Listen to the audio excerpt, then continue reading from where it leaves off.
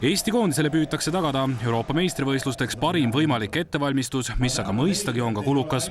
Hetkel loodab korvpalliliit, et koondise eelarve suursündmuseks on rohkem kui €500 000.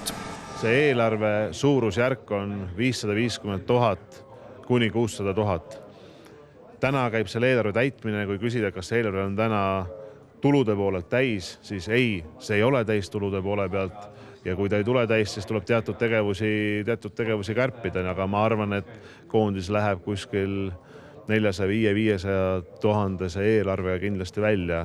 Turniiri alguseni jääb veel 9 kuud. Peatreener Tiit Soku sõnul koguneb koondis 2015. aasta juuli alguses ja protsessi kaasatakse 16-17 mängijat. Pärast loosimist algas töö vastaste skautimisega, samuti lepiti kokku kohe kontrollmänge, mida peaks järgmise suve peale kogunema circa 10. Esimesed sõprusmängud peetakse augusti alguses. Seal midagi sai kokku lepitud, aga samas kui ootab nüüd järgmise nädala alguseks kinnitusi, et siis võib ka need avalikustada. Et seni kui ikka kinnitust ei ole, siis nagu paberi peal siis nagu 100% lubadust ei saa anda, et need mängud veel toimuvad. Tiit Soku sõnul suureneb ka abijõudude hulk. Lisaks praegustele abitreeneritele tuleb koondise juurde tuua 1 skaut ja samuti täiendatakse füsioterapeutide ridu.